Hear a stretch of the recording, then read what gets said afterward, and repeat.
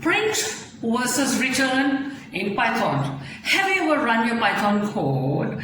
Everything looks fine in your code, but suddenly the program, the output says none in the console. It's the most common mistakes beginners made in coding in Python. And it usually comes down to just one thing. You use print when you are supposed to use return. You forgot to use return. And let's fix that in few minutes.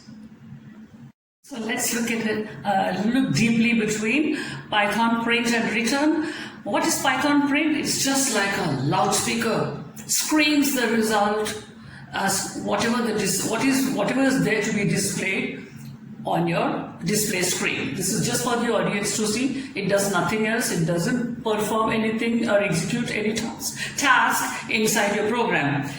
What does return do? Return, on the other hand, is like a handout service, or you can say an assistant or a secretary, something like that, which works and executes tasks which is required of it inside the function, inside the program. It will do some task, execute some task, and then it will save the result in a variable, hand over the result back to the program, so that when the program is giving it more tasks to be performed, like in the example we saw a plus b 7, then it give you the value of 7.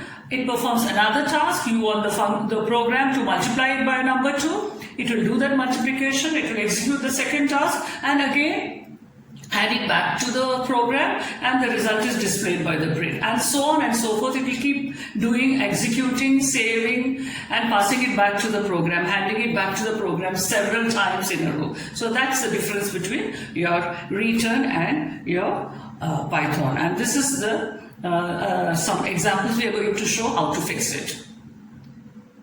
An example with for the function add numbers AB, where you're using the return statement. The task for the return is to return the value of a plus b and store it in a variable. When you call the result with numbers 2 and 5, then it will print out the result. So this is what return is doing. Then what happens? Let's try with this example. 2 and 5, 7. When you again use that value stored in the variable, you can multiply it by another number 2, and you get 7 to 14. So return can keep on saving the value, executing, saving the value, doing something else in the front.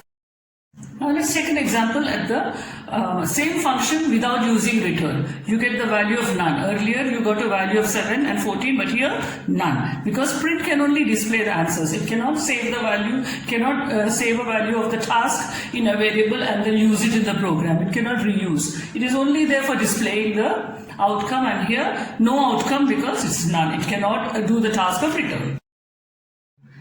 So what's the rule of the thumb?